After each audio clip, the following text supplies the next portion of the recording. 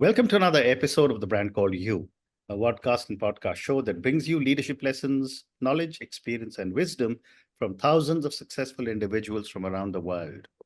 I'm your host, Ashutosh Garg, and today I'm delighted to welcome a very accomplished professional from the world of human resources from Nova Scotia, Canada, Mr. John Zettler. John, welcome to the show.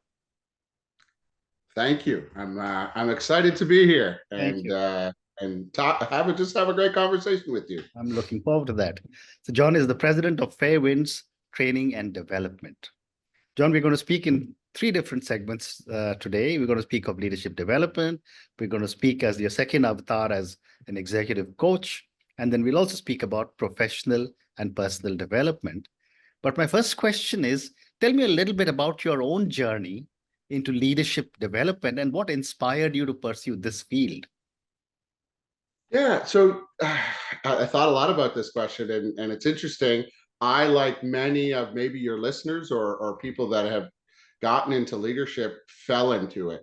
I was good at what I did, and therefore people assumed I might be good at leadership. And that wasn't necessarily the case, at least initially. But I had a dare to be great scenario in 2011 when I worked with Dale Carnegie. So that's the How to Win Friends and Influence People person, for those who might know.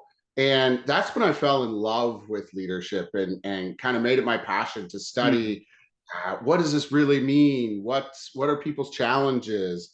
What's really going on? And that for me is what really was my turning point. Kind of almost 15 years ago now, and I've been studying it ever since. And really for me, it's just helping others is what I love to do, and trying to give them anything that I've learned over my 25 years that might help them be better at what they do. Wonderful. And as they say, the rest is history. That's it. So my next question, John, is how do you define great leadership in today's fast-paced and ever-changing business environment that is so impacted by technological change? And I don't know if this is going to be a cliche answer or not, but for me, in our module that we call the role of the leader, we really dig into what does this thing actually mean to be a leader. And I ask participants in that to go back and to think about the best leader that they've ever worked with or for. And I go a little bit further. I ask them to think about the words they would use to describe those leaders. Almost 100% of the time, the words that they use don't really have anything to do with this technological advancement and things like that. It has to do about how these people made them feel and how they treated them. So words like empathy and listener and coach and caring and, but they challenged me and they wanted the best for me. Those are the words I hear. So I get it. It's hard out there these days and lots of technological advancement, but at the root of it, we're all just people. And, it's really my belief that if we start with a foundation of treating people like people, it makes a lot of this other rapid change that's around us much easier to manage. Great response. And what, in your view, John, are some of the common challenges that leaders face today? And how can some of these challenges be overcome?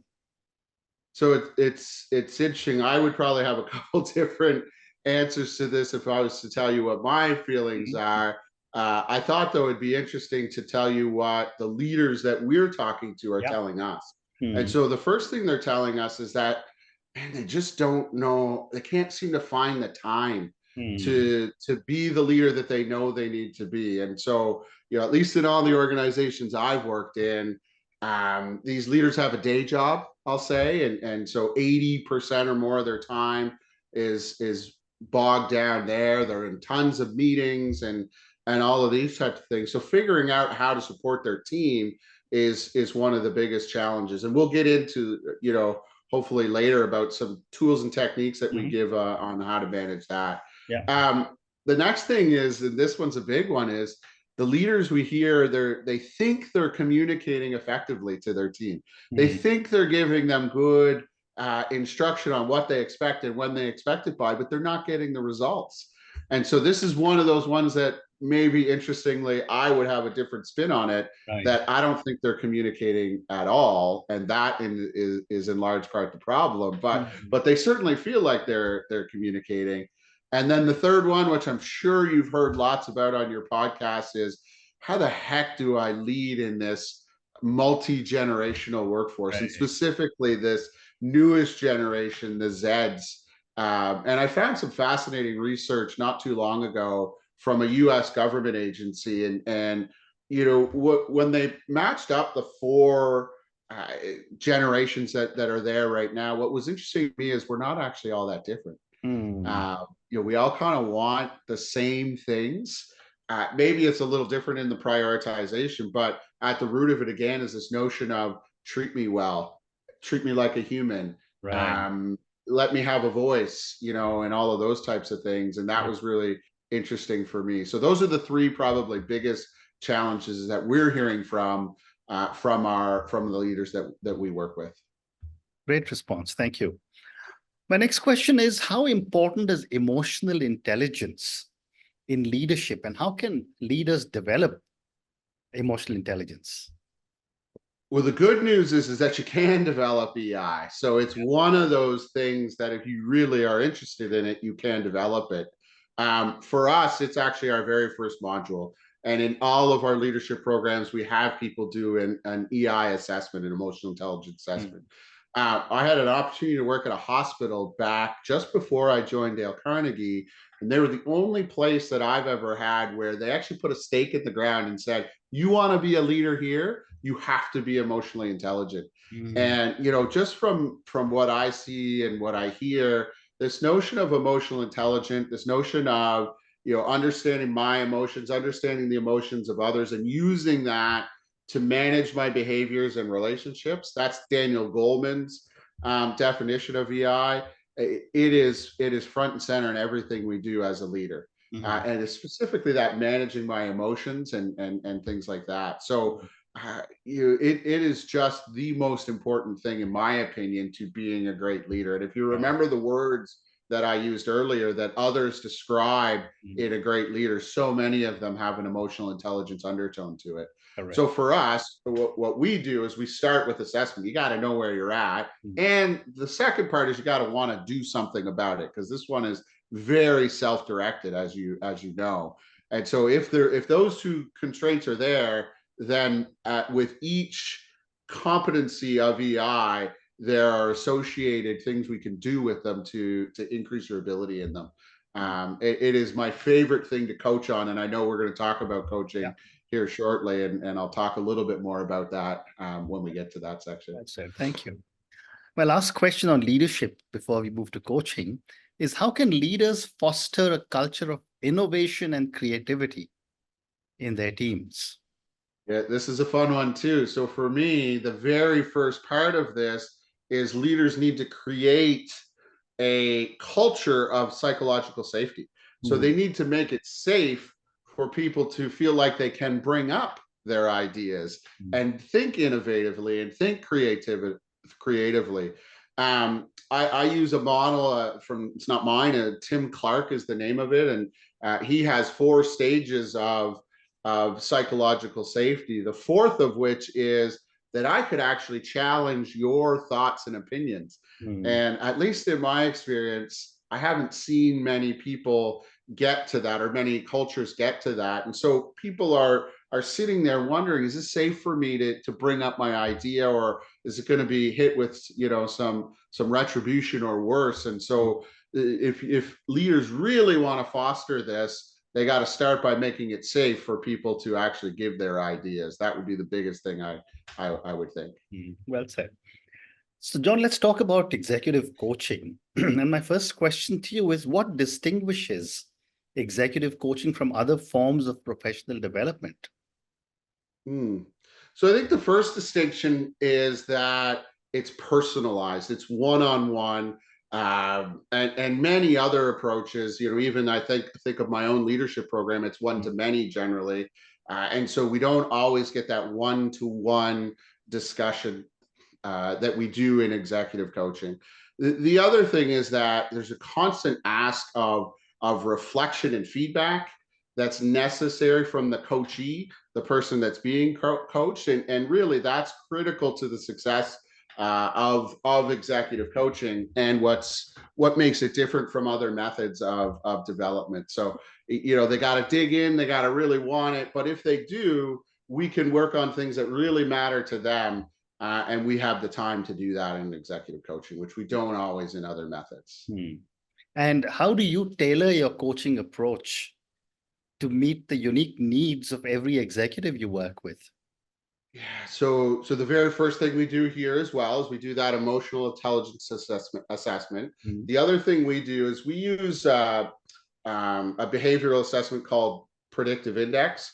You might have heard of DISC profiling or things like that. And we really want people to understand themselves. So both of these tools give great insight as to where a person is today. And so as you can appreciate, then there's never two of the exact same coaching experiences, because the starting point for everybody is different. You know, from there, and I learned this early on, by the way, in my coaching career, is early on, I think I wanted to tell you what we should coach on based on what these assessments were telling me, and me knowing what would be the best for you. And I really found that was the worst thing I could possibly do. Right. So the other thing that's unique about us is it's completely driven by you. You get to choose where we go. You get to choose what we work on, and I just help facilitate you getting there. Well said. And what strategies do you use to help executives manage stress and burnout? This is a huge topic, this whole notion of stress, burnout, mental health these days, and I'm so glad that you brought that up. In the EI assessment that we use, there's actually 3 competencies associated directly to stress and burnout. So depending on the needs and situation of the person, there are of course associated strategies that go with the competency. The ones though that I use most often would be mindfulness practice. So really getting and inherent in that mindfulness practice would be meditation of some sort. Reflection is always part of that, of course, which would be important.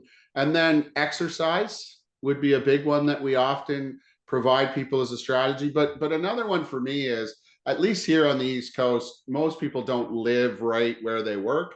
And so I always ask people to think about what's that one thing they can do to decompress between as they transition from work to personal life, whether that's family or just themselves. You know, we have to have something that we can do to decompress. So if that's listening to music really, really loudly or whatever it is for you, I really encourage people to do that. And I know that people tell me that that has a great impact for them. Another question that is often asked from me by a coachee is, how does a coachee evaluate their own coach? Yeah, the ROI question that everybody wants to know. Correct. So, a couple ways we do this. Some are easier than others in terms of the coachee's willingness. So we do pre and post assessments. So those assessments that I mentioned earlier, we do a post assessment, especially in the EI or emotional intelligence, because that one, as I mentioned earlier, you can grow. So you can see the delta between where you started and where you finished. The one that I think is actually adds more value, but not everybody wants to go there, is 360 evaluation. So if people were really willing to let their peers, their team members, their boss, etc., evaluate them pre and post, our experience is that we get just amazing results there. And when we get that right off the get-go, we often get a better stick factor. So there's no better way to provide ROI than if we can measure it through some actual tangible tools that we have. Right. Well said. And for my viewers and listeners, John, would you be able to give us an example or transformational change you have witnessed through executive coaching? And I don't want any names, of course. Of course. Cheapers, the biggest one is this person that I was coaching, and when they came to me and kind of understanding that what they wanted to work on, it became abundantly clear that they didn't really believe in themselves. Mm. They didn't believe that they should be in the role. They didn't believe they were doing a good job, and all of this kind of stuff. And really what that is a lack of self-confidence or self-regard. And Mm. so this is the hardest one though, because if you really want to figure out why you lack confidence or self-regard, you got to do some digging. And so that digging can take you, the science would say, as far back as your early childhood. And you really have to think about and consider what has created your belief systems the way they have. Mm. And so in this instance, we had to go way back for this person to figure out that it was the way they were brought up. Not good, bad, or indifferent. They loved their parents, but some of and their parents were just doing the best they could based on what they had and what they knew. But it really had a profound impact on their own self-regard. Now, here's what I would say about this: that never goes away. Right. Right? It hasn't gone away for me. I used to struggle with the same thing. But the minute you know and can appreciate where that's coming from, everything changes. Mm. Because now you can put the tools in place to manage it when you start to get the feeling, and you know exactly where it's coming from. Mm. So for this individual, the minute they dug deep. It was probably the deepest anyone's ever gone, to the point where I actually wondered if my executive coaching was stopping and they needed to seek some Mm. other help. It was that deep. But we stuck with it. And this person is now absolutely flourishing. They feel amazing. Their team members are telling them that they see such a big difference in them. The boss and bosses are suggesting that there's been massive difference in this person. And really, all that we completely focused on was this self-regard or self-confidence piece. Amazing. Thank you. Let's now move to the last segment of our conversation, which is on personal and professional development, another big area that your firm, Fairwinds Training and Development, focuses on. And my first question to you, John, is what role does self-awareness play in personal and professional growth? It is the role, in my opinion, Mm. because it's really, if we're not self-aware, we're going to have a lot of blind spots. We're not actually going to know where we should be putting our efforts and what we need to put our efforts into in terms of development. I read a book last year, one of my go-to books now. It's called Vertical Growth by Michael Bunting. And in that, he differentiates between the growth that matters, vertical. He talks about this being emotional and behavioral change, versus horizontal growth, which is, yeah, we can get some new tips and tricks and tools to put in our toolkit, but it's the vertical growth that really makes the difference. Mm. And I would associate self-awareness with the vertical growth. Is we really have to be open and aware of what's going on around us to hit the mark on what it is that we actually need to work on. Well said. And how do you help leaders develop resilience in the face of challenges and setbacks? So first, I think they need to see it as just that it's a challenge and or a setback, and that it doesn't define who they are. Because the slippery slope for them is to go into, that victim mode or woe is me, or, all of those types of things. And that's a huge risk in terms of our ability to get out of it. This is one of my favorite methods that we teach, comes from resilience. We call it the ABCDE method. And so in any situation, the A is the activating event, that thing that might have triggered us or caused that challenge or thing like that. The B then, and I just talked a little bit about this a second ago, is now our belief system. Yeah. What is the easier way to understand belief system is the story we start telling ourselves. And we all know we can tell some pretty wicked stories. C then is the consequence of A and B. So if we let ourselves tell the story, we're going to get into this setback or victim mode. The D is the most important part in this then, is we got to dispute our belief system. We got to tell a new story, in other words. And when we can tell a new story, usually based on fact, not, our minds, we can have a different effect then, which is the E. So this ABCDE method, we pretty much teach with every one of our clients, and can have a huge impact, certainly with resilience as one example. Amazing. I have time for two more questions for you. Perfect. What are some effective strategies to manage conflict within a team? Well, so for me, first of all, it all starts with relationship. And so the best strategy would be, and I get it, we work with a lot of people, so we can't do this with everybody, but those people that have the biggest impact on our success, we should constantly be building a relationship with. And so we have to do that at building lots of trust, mutual respect, things like that. The second piece, and we do this in our program too, is about 95% of people have a negative connotation attached to the word conflict.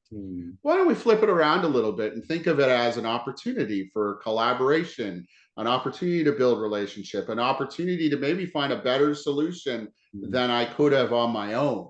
And all that takes is a willingness and openness to hearing your point of view and not telling you no, and not saying, I hear you, but the worst word that you could possibly use in a conflict situation, but really just listening and hearing what the other person has to say and being open to the fact that maybe there's good ideas in there.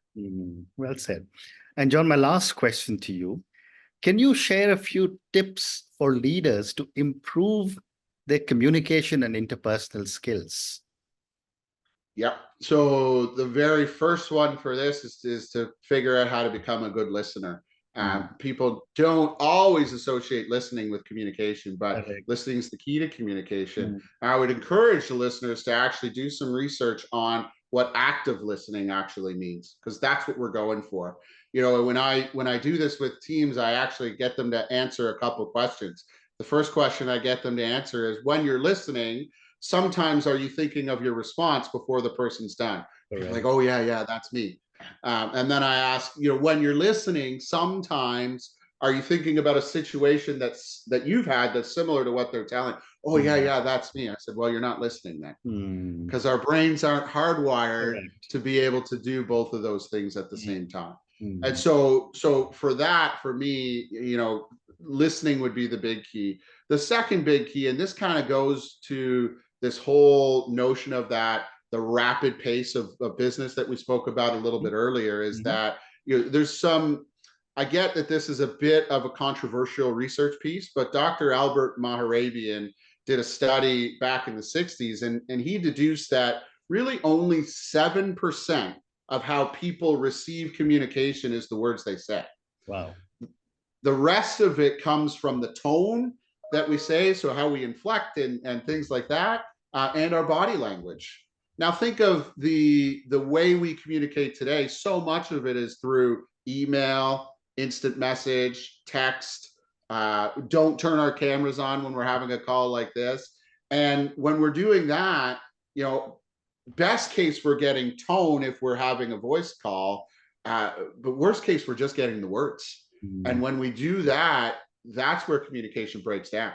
So of course we can't have face-to-face or something like this in every instance, but we have to pick the ones that matter. And those ones that matter, we have to figure out how we can get face-to-face, get on a video call like this, and really have the meaningful discussion. Otherwise, communication doesn't work. Well said. And on that note, John, thank you so much for speaking to me about your own journey. Thank you for speaking to me about leadership development, about executive coaching, and about personal and professional development. I think we covered a lot of ground in each of these three topics. I could have continued, but we always have a time restriction. Thank you again for speaking to me, and good luck to you. Thank you so much. I appreciate your time. I hope you have a great day. Thank you. You too. Thank you for listening to the Brand Called You videocast and podcast, a platform that brings you knowledge, experience, and wisdom of hundreds of successful individuals from around the world. Do visit our website www.tbcy.in to watch and listen to the stories of many more individuals. You can also follow us on YouTube, Facebook, Instagram, and Twitter. Just search for the Brand Called You.